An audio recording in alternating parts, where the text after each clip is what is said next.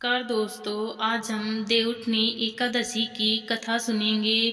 दोस्तों, ये महीना व्रतों, त्योहारों, पर्वों के लिए बहुत ही महत्वपूर्ण है।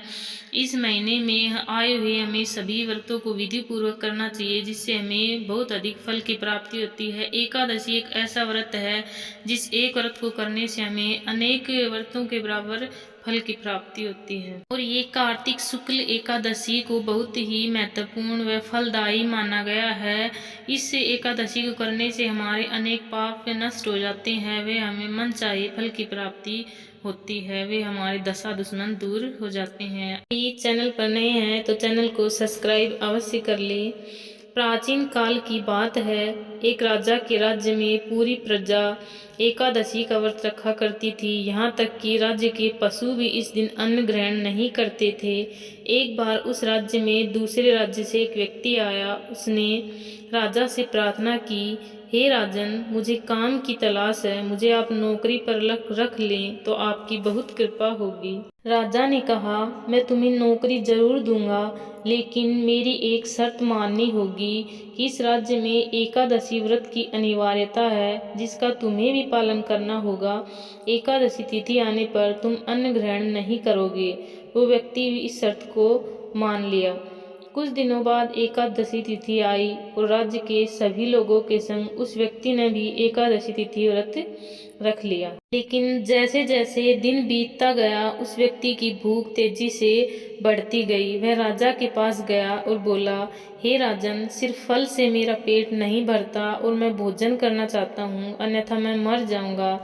भोजन के प्रति उसकी व्याकुलता देख राजा ने उसे भोजन दिया और नदी के किनारे जाकर उसने भोजन बनाया। जब भोजन बन गया तो वह भगवान विष्णु को बुलाने लगा, आओ भगवान, भोजन तैयार है, आप मेरे साथ भोजन करो। भगवान ने उसकी आवाज सुनी, साक्षात उसके पास आए और उसके साथ भोजन किया।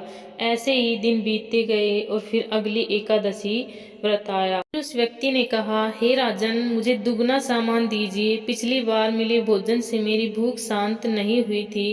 राजा ने कारण पूछा तो उसने बताया, मेरे साथ श्री हरि भी खाते हैं, इसलिए हम दोनों के खाने के लिए सामान पूरा नहीं होता। बुलाने पर पीताम्बर धारण किए भगवान चतुर्भुज रूप में आ पहुंचे और प्रेम से उसके साथ भोजन करने लगे।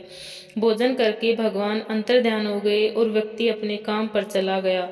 फिर अगली एकादशी आने पर वो राजा के पास गया और फिर से कहा, हे राजन, मैं भूखा रह जाता हूँ। राजा आश्चर्यचकित हो गया और बोला, मैं मान ही नहीं सकता कि श्री हरि तुम्हारे साथ खाते हैं।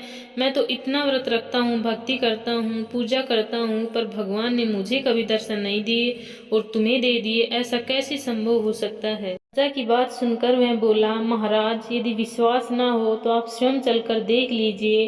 राजा एक पेड़ के पीछे छिप गया और बैठ गया। उस व्यक्ति ने भोजन बनाया और भगवान को पुकारना शुरू किया। अंत में उसने कहा, हे भगवान, यदि आप आज नहीं आए तो मैं नदी में कूदकर प्राण दे दूंगा। लेकिन भगवान नहीं आए। तब वह प्राण त्यागने के उद्देश्य से नदी की तरफ बढ़ा। प्राण त्यागने का उसका दृढ़ निश्चय देख शीघ्र ही भगवान प्रकट हुए और उसे रोक लिया। साथ बैठकर भोजन किया। भोजन कर भगवान वापिस अपने धाम को चले गए। यह देख राजा को इस बात का ज्ञान हुआ कि व्रत उपवास से तब तक कोई फायदा नहीं होता जब तक मन शुद्ध न हो। व्रत के साथ यह भी जरूरी है कि मन शुद्ध रखा जाए। ये कहते हैं, अगर सच्ची भावना से भगवान को साधारण अवस्था में भी बुलाया जाए तो हमें अवश्य दर्शन देते हैं। प्लीज ओम नमो नारायण बोलते हुए चैनल को सब्सक्राइब अवश्य कर ले। Thank you.